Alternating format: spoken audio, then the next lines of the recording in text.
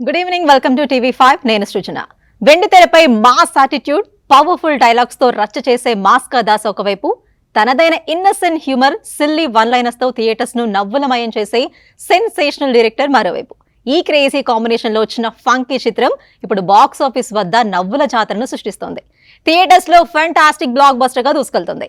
మరి ఈ cinema success వెనుకున్న ఫన్నీ సీక్రెట్స్, షూటింగ్ విశేషాలను వారి మాటల్లోనే అడిగి తెలుసుకుందాం. హలో అండి, హాయ్ ఇద్దరికి. హలో అండి, నమస్తే. ఎలా ఉన్నారు? సూపర్. మీరు చెప్పరా? యావరేజ్ అండి, ఒకసారి చూడొచ్చు. మూవీ గురించి కాదండి, మీరు ఎలా ఉన్నారు? నా గురించి చెప్పిన నేను ఒకసారి చూడడం ఏంటి, మీ ప్రోగ్రామ్స్ రిపీట్ మోడ్ లో అలా యూట్యూబ్ లో ట్రెండింగ్ లో ఉన్నాయి. ఇప్పుడు మీ మూవీ రిలీజ్ అయిన ప్రతిసారి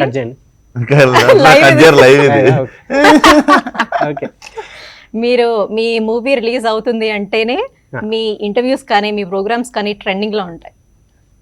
సో ఇప్పుడు మూవీ గురించి మాట్లాడుకుంటే అది హిట్టా లేదా అనేది బుక్ మై షోలో 1.5 డేలోనే 1 lakh టికెట్స్ బుక్ అయ్యాయి. అక్కడే తెలిసిపోతుంది హిట్ అని. మీకు ఎలాంటి రెస్పాన్స్ తెలిసింది? ఎలా మీరు వెళ్ళి చూసారా థియేటర్లో? డెఫినెట్లీ నేను ఫస్ట్ డే మార్నింగ్ 8 AM కి శ్రీరాముల్లో చూసాం మేమందరము. So definitely like hilarious, theatre అంతా ఎరప్ట్ అయిన ఉండే. And evening when we went to, మేము ఇద్దరం అట్లా వెనక నుండి చూద్దామని చెప్పి we went to AMB multiplex తీసుకొని వెళ్తే, so like whole families, all the families, it's very good to see theatre నిండా ఆల్ ఏజ్ గ్రూప్ ఫ్యామిలీస్ అందరూ కూర్చొని సినిమా ఎంజాయ్ చేస్తుంటే literally they were like enjoying like very every small moment. So very overwhelming. And నేను మల్లికార్జున థియేటర్లో చూసినప్పుడు అసలు ఒక అంటే మల్టీప్లెక్స్ కన్నా సింగిల్ థియేటర్స్ లో చూస్తే ఆ కిక్ వేరు. నిజంగా నేను చూసినప్పుడు నవ్వులతో సగం డైలాగ్స్ కూడా వినిపించలేదు. అవును, కొన్ని సీన్స్ కి అయితే అసలు చాలా మంచి రెస్పాన్స్ వస్తుంది. అండ్ మంచి ఈ ఏజ్ గ్రూప్ వాళ్ళకి కనెక్ట్ అయ్యే కామెడీ సీన్స్ అవి కూడా దట్టు వన్ లైనర్స్ చాలా బాగా క్లిక్ అయ్యాయి. ఎస్ అనుదీప్ గారు, మీరు చెప్పండి, ఎలా ఎంజాయ్ చేస్తున్నారు సక్సెస్ ని?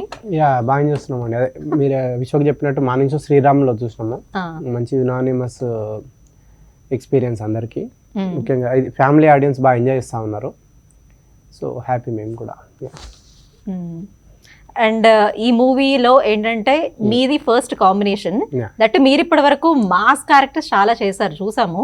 ఇప్పుడు కామెడీ జానర్ లో కొంచెం కొత్తగా అనిపిస్తుంది. ఏమో విశ్వ గారు మారిపోయారేమో అనిపిస్తుంది. అవునా? మారడం అంటే సినిమా కండి, అది జోన్ అంతే. ఐ థింక్ నేను ఈ సినిమా నన్ను చేస్తే I think I become that character for some, అంటే ఆ జోన్ లో ఆ మైండ్ సెట్, ఆ లైట్ హార్టెడ్ దాంట్లోనే ఉంటా అనిపిస్తుంది. This film since past 1 year has been like very very, అంటే కోమల్ అనేటోడు like very boy next door. And Anudeep always constant గా నా మీద మానిటరింగ్ చేస్తుండే, మామ ఇట్లుండద్దు, మామ అట్లుండాలి మామ అంటే. He always wanted all the family audience to fall in love with Komal. So I think ఆ ప్రభావం ఉంటుంది అనుకుంటా. ఒక సినిమా ఫినిష్ అయ్యే లోపు definitely you carry something along with you ఆ సినిమా అయిపోయే లోపు. సో ఐ థింక్ ఫంకీ అయిపోయే లోపు కొంచెం ఈ కామ్నెస్ ఆఫ్ కొంచెం ఇంకొంచెం పాజిటివ్ సైడ్ ఆఫ్ లైఫ్ కూడా అన్లాక్ అయింది అనుకోవచ్చు. నైస్. అండ్ కోమల్ గా ఒక మంచి డైరెక్టర్ గా, అంటే రియల్ లైఫ్ డైరెక్టరే ఒక డైరెక్టర్ గా యాక్ట్ చేశారు. మీరే రియల్ లైఫ్ లో కోమల్ అండ్ డైరెక్టర్ కి అవకాశం ఇస్తారా? కోమల్ అంటాడు కానీ నేను విశ్వక్సేన్ అయితే ఇస్తా, ఎందుకంటే నాకు తెలిసి ఎట్లా చేపించుకోవాలో డైరెక్టర్. కానీ కోమల్ క్యారెక్టర్ కి అడిగేది నేను. కోమల్ కి Vishwaksen as a producer Komal కి ఆపర్చునిటీ ఇస్తాడు. యాక్టర్ గా ఎవరికి? ఒక విశ్వక్సేన్ యాక్టర్ కోమల్ లాంటి డైరెక్టర్ కి అవకాశం ఇస్తా అండి. షూరా? ఇస్తా అండి. చాలా మంచి ప్రొడ్యూసర్ ఏమైపోవాలి? ప్రొడ్యూసర్ ఏమైపోవాలి? ఇంకా అది ఇంకో వేరే సినిమా పార్ట్ 3 ఉంటుంది, ఎందుకంటే 2 ఉండదు కదా దీనికి. అందీప్ గారు, మీరు అంటే ఏ యాక్టర్ కైనా కానీ డైరెక్టర్ అయినా కానీ కామెడీ జోన్ అనేది చాలా కష్టం అని చెప్తారు. మీరు అలా ఇలా కామెడీ సినిమాస్ ఇచ్చేస్తున్నారు ఆడియన్స్ కి. అంత ఈజీగా కామెడీ చేయడం? ఈజీ కాదండి, నాకు కూడా టైం పడుతుంది రాయడానికి. అవును, కానీ అదే కొంచెం అంటే ఆడియన్స్ ని అట్రాక్ట్ చేసేలా అంత ఈజీగా సినిమాలు ఎలా తీయగలుగుతున్నారు అంత out and out comedy movies? అంటే మరి అది మీరే చెప్పాలి, చూసిన వాళ్ళు. మేము తీసేవాళ్ళకి మేము ఏం చెప్పగలమండి, రాసే వాళ్ళకి మీకు తెలియాలి. కానీ ఈరోజు స్పెషల్ ఏంటో తెలుసా? ఏంటి Feb 14th స్పెషల్? వాలంటైన్స్ డేనా? ఫంకీ మూవీ రిలీజ్ అయ్యే సెకండ్ డే. Okay okay. ఇలాంటి వన్ లైనర్స్ మీ మూవీలో చాలా ఉన్నాయి. మేము ఏదో ట్రై చేశాను. If I'm wrong correct me. కరెక్టే ఉంది. సినిమాలో ఇంకా రాంగ్ అని మీరు చెప్పింది కరెక్ట్. మీరు ఇలాంటి వన్ లైనర్స్ అంటే రియల్ లైఫ్ నుంచి ఏమైనా డైలాగ్స్ నుంచి మాట్లాడే వాళ్ళ కన్వర్సేషన్స్ తీసుకుంటారా? రాస్తారా కామెడీ కోసం? మ్యాక్సిమం రాసేవే అండి, అంటే అబ్జర్వేషన్ కూడా ఉంటుంది, బట్ మ్యాక్సిమం సొంతంగా రాసేవే అనమాట. అంటే అదే మీ డైలాగ్స్ అన్ని కూడా ముందు ప్రిపేర్ అయినట్టుగా అనిపించవు, అప్పటికప్పుడు ఆ మూవీలో క్యారెక్టర్స్ డిస్కస్ చేసుకుంటూ మీరు అంటే షూటింగ్ చేసేటప్పుడు కూడా డైరెక్ట్ చేసే టైంలో షూటింగ్ టైంలో కూడా ఇంప్రొవైజ్ చేసినట్టుగా ఉంటాయి. అవునా, అలాగే చేసాము.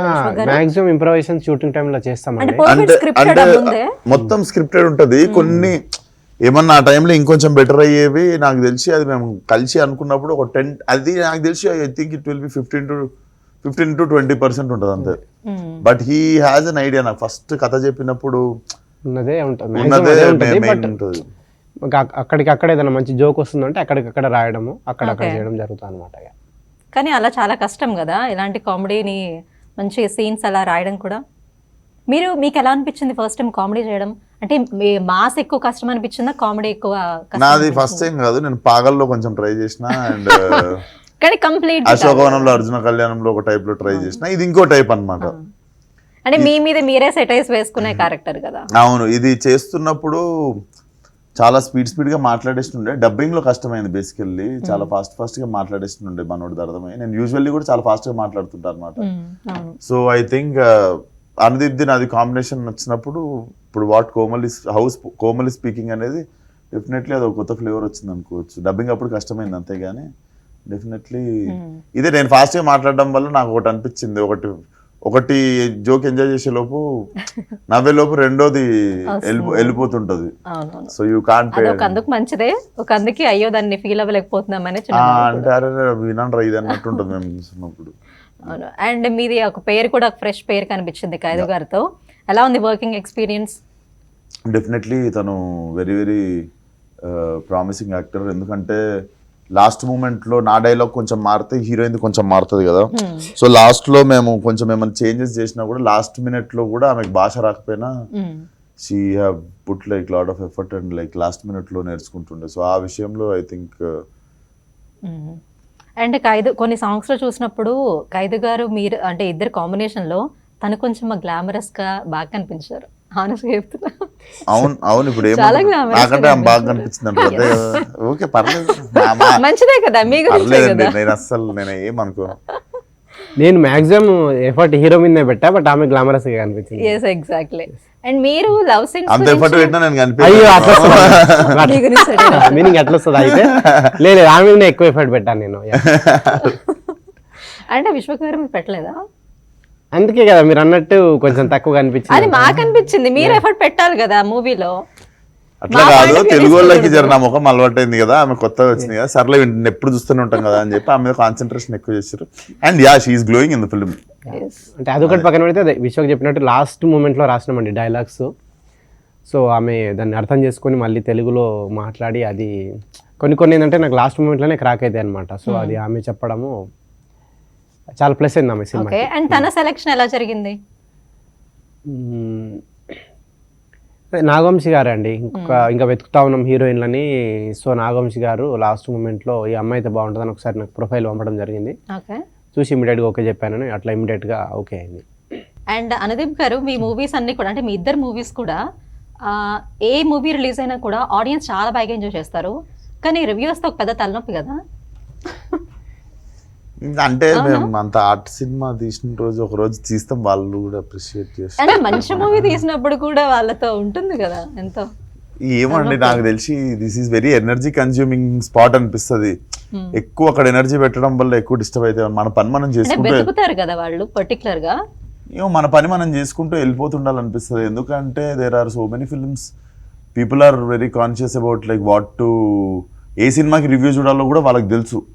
ఇప్పుడు నేను అనుదీప్ కలిసి ఇప్పుడు అందరు నవ్వించే ప్రయత్నంలో చేసిన సినిమాకి మీకు డైరెక్ట్ సినిమా ఎట్లుండబోతుందో మీకు రివ్యూ చదవకుండానే మీకు తెలుసు.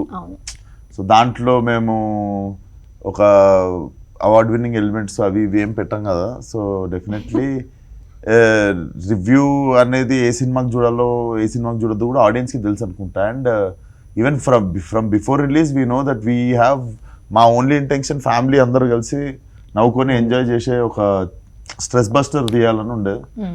So I think other things we should just keep moving forward, మన పని మనం చేసుకుంటూ. చాలా గొప్ప గొప్ప సినిమాలకే నెగిటివ్ రివ్యూస్ రాస్తూ ఉంటారు యా సో ఇప్పుడు దాని కాడ మనం ఎనర్జీ కన్స్యూమ్ చేసుకుంటే I think it eats your energy అనిపిస్తుంది. అండ్ అందీప్ గారు మీ వర్షన్ ఏంటి ఆ నెగిటివ్ రివ్యూస్ రాసే వాళ్ళ మీద? చూస్తూ ఉంటారా మీరు రివ్యూస్ రిలీజ్ అయిన తర్వాత? కొంచెం తక్కువే అండి, అంటే సినిమా రిలీజ్ అయిపోతే ఎప్పుడెప్పుడు నిద్రపోదామా అన్నట్టే ఉంటుంది. టెన్షన్ పడతారా మీరు? టెన్షన్ అని కాదు నేను అనేది, ఆ 1 వీక్ ముందు చాలా ఇదిగా ఉంటుంది కదా, యూఎస్ కాపీ ఒకటి పంపాలి, ఇది పంపాలి. సో సో అదే అండి, అంటే ఒక ప్రాపర్ రొమాంటిక్ కామెడీకి కావాల్సిన సినిమా అన్నీ ఉంటాయి దీంట్లో. కాకపోతే ఏంటంటే ఎప్పుడైనా కామెడీ ఇదైనప్పుడు కానీ మీకు ఆ స్ట్రక్చర్, ఇప్పుడు జాతిరత్నాలు కూడా ప్రాపర్ కథ ఉంటుంది దానికి. బట్ ఏమైపోతుంది అంటే దీంట్లో కథ లేదు ఇప్పుడు అన్నట్టు మేబీ నా సినిమాలకు వస్తూ ఉంటుంది అది. ప్రాపర్గా నేను చెప్పాలనుకున్న సెటైర్ కానీ అవన్నీ ఉంటాయి దాంట్లో, బట్ కథ లేదు లేదంటే ఇవి లేదు అన్నట్టు ఉంటుంది. బట్ అల్టిమేట్గా అట్లీస్ట్ ఆడియన్స్ ఎంజాయ్ చేసిన చాలు అనేది నా ఫీలింగ్. సో ఈ సినిమాకి కూడా ఒక ఫ్యామిలీ ఎంటర్టైనర్ కావాల్సిన అన్నీ ఉంటాయి అన్నమాట. మీరు ఒక ఫ్యామిలీతో కలిసి మీరు ఇప్పుడు థియేటర్లో చూసినా కానీ థియేటర్లో ఆడియన్స్ రెస్పాన్స్ కానీ అది కానీ, సో అది మేము ఇద్దామని ట్రై చేస్తాము. ఈ సినిమా కూడా ప్రాపర్ ఒక మిడిల్లో ఒక స్టార్టింగ్ పాయింట్ మిడిల్ అన్నీ ఉంటాయి అన్నమాట. ఎండింగ్లో ఒక హీరో ఒక క్యారెక్టర్ ఆర్క్ అన్నీ ఉంటాయి. బట్ మేబీ అది హ్యూమర్ డామినేట్ చేస్తుందా లేదా తెలియదు మరి అట్లా. సో అంటే మ్యాక్సిమం మేము ఎఫర్ట్ పెట్టే చేస్తాము, బట్ అది ఏంటనే చూడాలి అట్లా. ఓకే. అండ్ విశ్వక్ గారు ఈ మూవీలో మెయిన్ గా చెప్పాలంటే అప్పగింతల సీన్ ఒకటి అండ్ మదర్ సెంటిమెంట్ సీన్ ఒకటి చాలా అంటే ట్రెమెండస్ రెస్పాన్స్ వచ్చింది. అండ్ అలాంటి సీన్స్ వెనక మీరు షూటింగ్ టైంలో ఎలా ఎంజాయ్ చేసేవాళ్ళు? బాగా సెట్లోనే ఇది చేస్తున్నప్పుడే మేము మిగిలిన యాక్టర్లు కో యాక్టర్లు అందరు నవ్వడం అర్థమైపోతుంటుంది కదా. So most of the scenes ఈ సినిమాలో మీకు క్రాక్ అని ఆల్రెడీ సెట్లో మాకు రియాక్షన్ చూసినది. అండ్ డెఫినెట్లీ నేను మళ్ళీ ఒకసారి చెప్తా, చాలా థింగ్స్ అంటే when they are too many things on plate కొంచెం కన్ఫ్యూజ్ అవుతారు అనుకుంటా. ఇంకొక 10 నిమిషాలు ఉంటే అయిపోవు సినిమా, ఎందుకంటే there are so many favourite jokes of mind which went in editing. అంటే సిస్టర్ గురించి ఒక మంచి మాటలు చెప్పండి అంటే పాస్ అంటారు కదా, ఎలా తడుతుందండి మీకు అసలు? అంటే ఒక యూనిక్, మీరు అలాగే ఉంటారా రియల్ లైఫ్ లో? ఎక్స్ప్రెసివ్ కాదు కదా మీరు? కాదు, అందుకే పాస్ అనేస్తారు, అదే ఇక్కడ పెట్టారు. కాదు అంటే అదేంటి, ఏదైనా యూనిక్ ఎక్స్పీరియన్స్ చేయాలనే దాంట్లో, అది హ్యూమర్లో అయినా దేంట్లో అయినా. సో అందుకే ఆ అప్పగింతల సీన్ అది థియేటర్లో అంతా బ్లాస్ట్ కావడానికి. యా.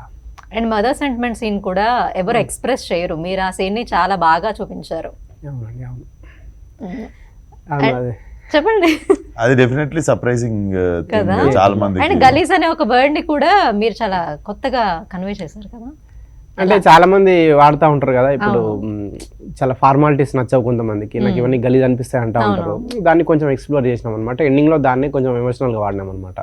సో అందరికి ఈజీ కనెక్ట్ అవుతుంది. అండ్ అంత అలాంటి వర్డ్ ని కూడా, అలాంటి వర్డ్ కి కూడా ఎమోషన్ యాడ్ చేశారు కదా, గ్రేట్ అండి. ట్రై చేసినాం. అండ్ మీకు రియల్ లైఫ్ లో విశ్వక్ గారు ఒక హీరో, అలాగే ఒక డైరెక్టర్ కూడా. మీకు ఏ యాంగిల్ నచ్చింది విశ్వక్ లోపల అండి? విశ్వక్ సింగిల్ టేక్ ఏది చెప్పినా కానీ కొత్త సీన్ అయినా. అంటే మీరు ఒక డైరెక్టరే కదా, ఆయన ఏమైనా టేక్స్ ఎక్కువ చెప్పినప్పుడు మీకు ఏమైనా అనిపించేదా? లేదండి, శాలరీ విత్ యాక్టింగ్ కి ఇచ్చారు కదా, విత్ యాక్టింగ్. అయినా మీలో ఉన్న డైరెక్టర్ బయటకు వచ్చి రాడు, వాడు కాస్ట్లీ కొంచెం ఏదో యాంగిల్ అనాలి కదా.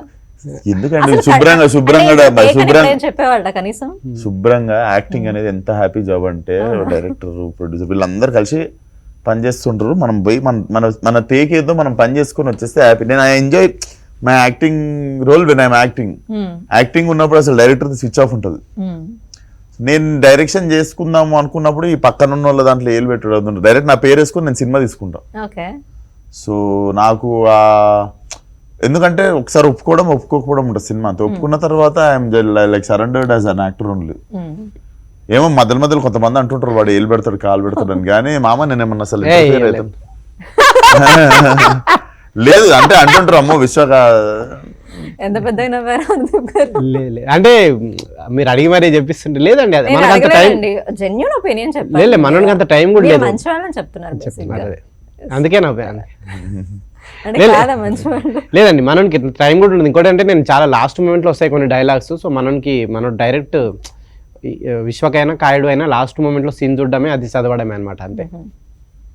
అండ్ మీరు ఈ మూవీ జర్నీలో అనుదీప్ గారిలో మీకు అనిపించిన సర్ప్రైజ్ ఎలిమెంట్ ఏమైనా ఉందా? అంటే బయట ఎన్నో షేడ్స్ చూపిస్తారు ఇంటర్వ్యూస్ లో, కానీ అలా మాకు అంతవరకే తెలుసు. బయట ఏం చూపియరు. అవునా?